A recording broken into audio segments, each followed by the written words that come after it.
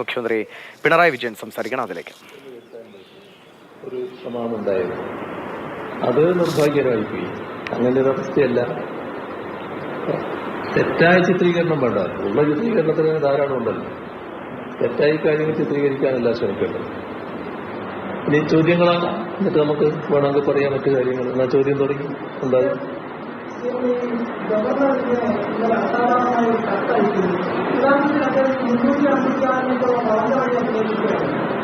Governor അസാധാരണമായ നടപടികളാണല്ലോ സ്വീകരിച്ചുകൊണ്ടിരിക്കുന്നത്.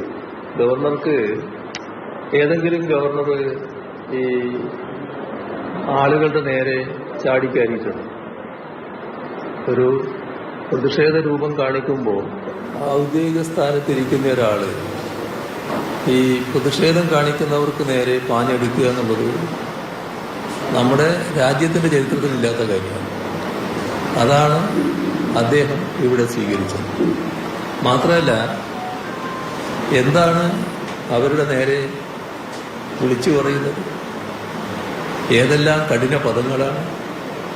Criminals, bloody, റാസ്കൾസ്, അങ്ങനെ എന്തൊക്കെയാണ്, ഏതൊക്കെ തരത്തിലാണ് ആ ചെറുപ്പക്കാരെ, കുട്ടികളെ വിശേഷിപ്പിക്കുന്നത്? ഇതാണോ ഒരു ഉന്നത സ്ഥാനത്തിരിക്കുന്ന ഒരു വ്യക്തി ചെയ്യേണ്ടത്? സാധാരണ അങ്ങനെയാണോ സമീപിക്കുക?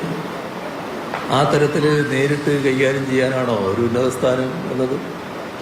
അതിന് അതിൻ്റെതായ വഴികളുണ്ടല്ലോ. ആ വഴികൾ സ്വീകരിക്കുക എന്നല്ലാതെ തെറ്റായ രീതിയിൽ കാര്യങ്ങൾ വരുന്നുണ്ടെങ്കിൽ അത് നോക്കാനാണല്ലോ നമ്മുടെ നിയമക്രമപാലനത്തിലുള്ള ഉദ്യോഗസ്ഥരൊക്കെ ഉള്ളത്. അവർ നോക്കിക്കൊള്ളുമല്ലോ. ഇദ്ദേഹം തന്നെ വ്യക്തിപരമായിട്ട് ഇടപെടേണ്ട കാര്യം വരുന്നില്ല.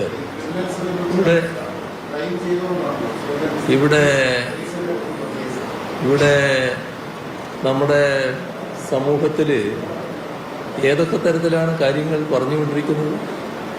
ഇപ്പോൾ എന്തും വിളിച്ചു പറയാവുന്ന മാനസികാവസ്ഥയിൽ അദ്ദേഹം എത്തുക, അത് ശരിയായ രീതിയാണ്. എങ്ങനെ എന്തും വിളിച്ചു പറയാവും ഒരു ഗവർണറായിരിക്കുന്നയാൾ? അതെവിടം വരെ എത്തി? വ്യക്തിപരമായി ആളുകളെ ആക്ഷേപിക്കുന്നതല്ല, മാത്രമല്ല ഒരു നാടിനെ തന്നെ ആക്ഷേപിച്ചുകൊണ്ട് വെടി കണ്ണു എന്ന് പറയുന്ന നിലയുണ്ടായിരുന്നു. അങ്ങനെ ഒരു നില സ്വീകരിക്കുന്നത് ഏതെങ്കിലും ഭരണാധികാരി അങ്ങനെ ചെയ്യും? സാധാരണ അങ്ങനെ ചെയ്യാൻ പാടില്ല. അപ്പോൾ ഇങ്ങനെയുള്ള ഒട്ടേറെ തെറ്റായ കാര്യങ്ങൾ അദ്ദേഹം അനുവർത്തിച്ചുകൊണ്ടിരിക്കുകയാണ്.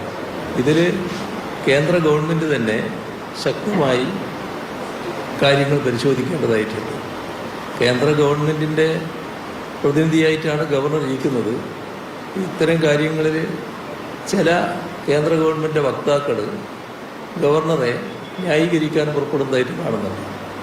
അത് അവരുമായിട്ട് കൂടി ആലോചിച്ചാണ് ഈ ഇത്തരം കാര്യങ്ങൾ നീക്കുന്നത് എന്നാണ് വ്യക്തമാക്കുന്നത്. അതല്ല നമ്മുടെ നാട്ടിൽ കേന്ദ്ര സംസ്ഥാന ബന്ധം കൂടുതൽ വഷളാവുക എന്നതല്ല ഉദ്ദേശമെങ്കിൽ ഇത്തരം സമീപനങ്ങൾ തിരുത്തിക്കാനുള്ള ഇടപെടൽ വേണം. ഇത് അങ്ങേയറ്റം പ്രകോപനപരമായ അന്തരീക്ഷം സൃഷ്ടിക്കുകയാണ്. ഒരു ഘട്ടത്തിൽ ഇവിടെ നേരത്തെ ഈ പ്രശ്നങ്ങളുടെ തുടക്കത്തിൽ പറഞ്ഞിരുന്നു, കേരളത്തിൻ്റെ ശാന്തമായ അന്തരീക്ഷം. കേരളം ശാന്തമാണല്ലോ എല്ലാ അർത്ഥത്തിലും. നമ്മുടെ മറ്റു സംസ്ഥാനങ്ങളിൽ നിന്നൊക്കെ വ്യത്യസ്തമായി നല്ല ക്രമസമാധാനം നിലനിൽക്കുന്നു, വളരെ ശാന്തമായ അന്തരീക്ഷം നിലനിൽക്കുന്ന ഒരു സംസ്ഥാനമാണല്ലോ കേരളം. ആ സംസ്ഥാനത്തെ പൂർണ്ണമായി പ്രകോപിതമാക്കുക, വലിയ തോതിൽ പ്രശ്നം ഉണ്ടാക്കുക, ഒരു കലുഷിത അന്തരീക്ഷം ഉണ്ടാക്കുക, ഇതൊക്കെ അദ്ദേഹം ആഗ്രഹിക്കുന്നുണ്ട് എന്നാണ് തോന്നുന്നത്. അതുകൊണ്ടായിരിക്കാം ഇത്തരത്തിലുള്ള പ്രകോപനം സൃഷ്ടിക്കരുത്, ബോധപൂർവം പ്രകോപനം സൃഷ്ടിക്കുക. ഇതാണ് ഇതിൻ്റെ ഭാഗമായി നാം കാണുന്നത്.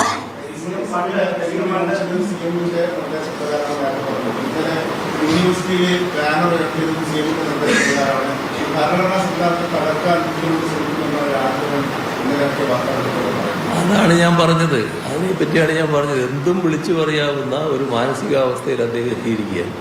അതിൻ്റെ ഭാഗമായുള്ള ജൽപ്പനങ്ങളായിട്ട് മാത്രമേ അതിനെ കാണാൻ പറ്റൂ. അങ്ങനെയൊന്നും ഒരു ഗവർണറെ കുറിച്ച് പറയേണ്ടതല്ല സാധാരണ.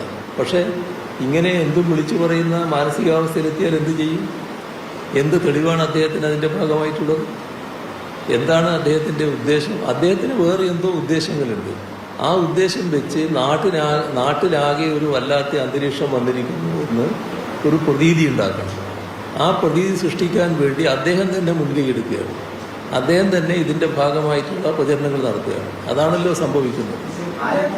വ്യക്തി പണ്ട് സീതന പറഞ്ഞിട്ടുണ്ട്, എന്തെങ്കിലും ഒരു നേട്ടത്തിന് വേണ്ടിയോ സ്ഥാനത്തിനോ വേണ്ടിയോ ആകാം എന്ന ഒരു നിരീക്ഷണം പണ്ട് നടത്തിയിരുന്നു. കാലാവധി കഴിയാൻ പോകും, എവിടെയെങ്കിലും ഒരു പുതിയ സ്പേസിന് വേണ്ടിയിട്ടോ സ്ഥാനത്തിന് വേണ്ടിയിട്ടാണ് ഈ കളി കളിക്കുന്നത്.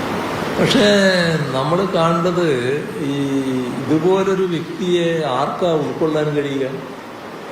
മുരളീധരനെ പോലത്തെ ചില പൂർവ്വം ആളുകൾക്ക് ഉൾക്കൊള്ളാൻ പറ്റുമായിരിക്കും, മറ്റാർക്ക് ഉൾക്കൊള്ളാനാവും?